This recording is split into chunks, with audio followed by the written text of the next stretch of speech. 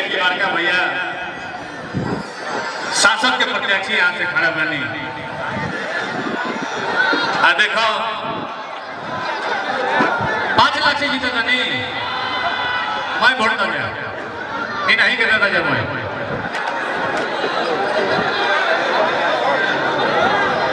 आज हमारा लगा था कि हम 5-6 साल बाद कौन मंच में आयल बनी, जल्दी हम दिखाई ना दिला, हम खाली सुना ही नहीं हिला। एगो रहे ना मिया कि अरे गुलाब जैसन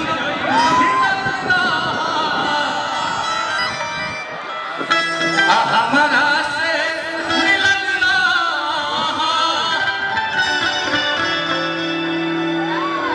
अंदर दिल के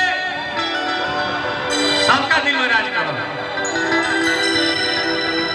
एगो लाइन खाली भैया का कहो बस, ज्यादा हम गाना एगो लाइन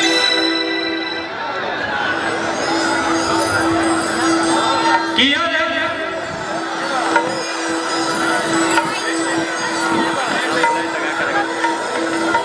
भैया मंच में चारों तरफ से चढ़ाना का क्या तरीका है?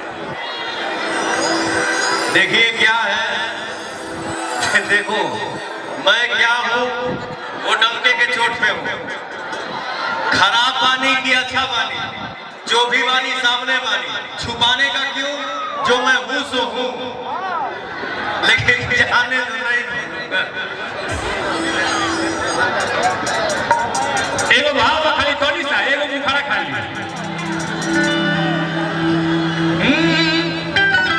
कि अरे सेवा करे आई तहर बेटा,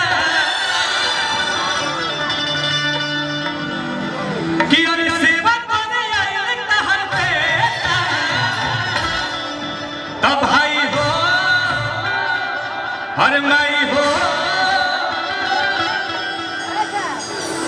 कि भाई हो बना दया कर देता, भाई हो बना दया कर देता, कि सेवा करे आई तहर बेटा, सेवा करे आई तहर बेटा। देखो भाई हम तो ये मानता नहीं कि आज से ना आप सबके सेवा हमार दिल कहता ही कि बड़का भैया जब जन्म लेला के बाद मात्र 11 साल के रहनी, तब से आप सबके सेवा शुरू कर बनी है। अच्छा गाना गा के आप सब का मनोरंजन करीला। आज पहला बार सौभाग्य मिलल बा कि आप सबके चरण में आके आप सबके सेवा करो। दरवा सब भारी मन से विजयी बनाए। एक हो गाना ना दशहरा होली में यहाँ के तो बुझाए कि त्योहार सुना हो गई बा,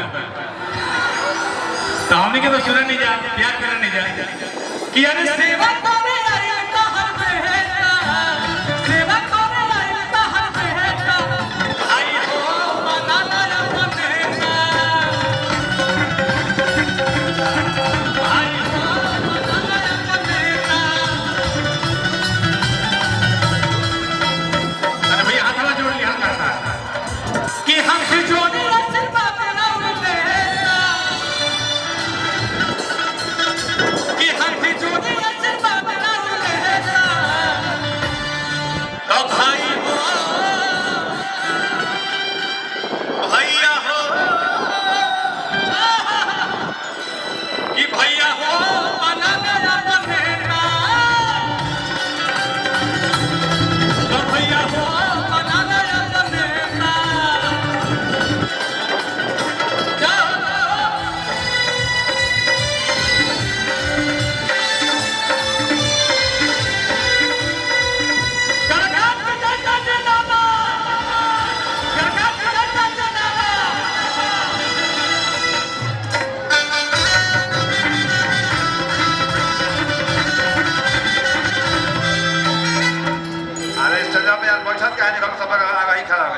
एगो बात हम भैया एगो चाह देखी, चुनाव जीतला के बाद अधिकांश नेता गायब हो जाए, दोबारा दिखाई ना दे।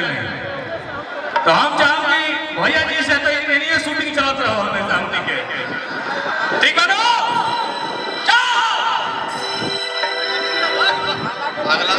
राजा